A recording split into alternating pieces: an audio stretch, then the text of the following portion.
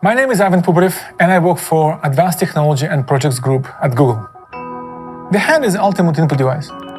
It's extremely precise, it's extremely fast, and it's very natural for us to use it, right? Capturing the possibilities of human hand was one of my passions.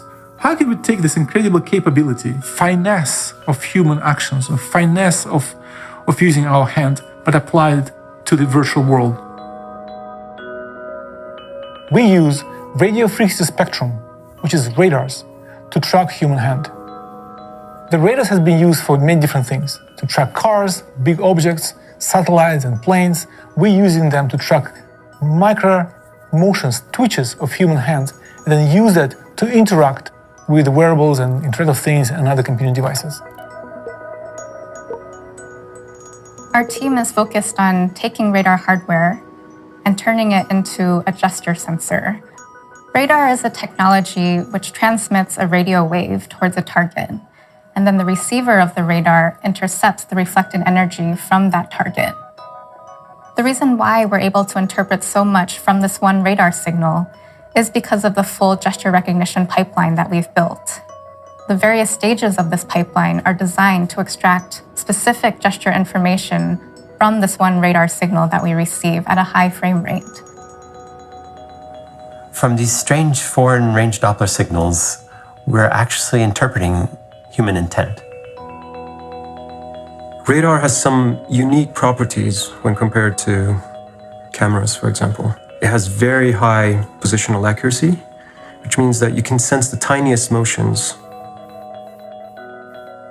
We arrived at this idea of virtual tools because we recognized that there's certain archetypes of controls, like a volume knob or a physical slider, a volume slider. Imagine a button between your thumb and your index finger, and the button's not there, but pressing this is a very clear action, and there's a natural physical haptic feedback that occurs as you perform that action. The hand can both embody that virtual tool, and it can also be acting on that virtual tool at the same time. So if we can recognize that action, we have an interesting direction for interacting with technology. So when we started this project, me and my team, we looked at the project idea and we thought, are we going to make it or not? We don't know, but we have to do it. Because unless you do it, you don't know. And what I think I'm most proud of about our project is we have pushed the processing power of the electronics itself further out to do the sensing part for us. The radar has properties which no other technology has. It can work through materials, can embed it into the objects. It allows to track really precise motions. And what is most exciting about it is that you can shrink the entire radar and put in a tiny chip. That's what makes this approach so promising.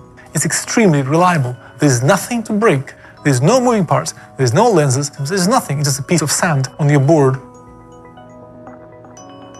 Now we're at a point where we have the hardware where we can sense these interactions and we can put them to work. We can explore how well they work and how well they might work in products.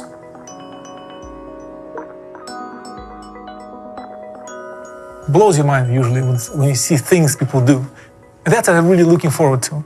I'm really looking forward to releasing this to the development community, and I really want them to be excited and motivated to do something cool with it, right?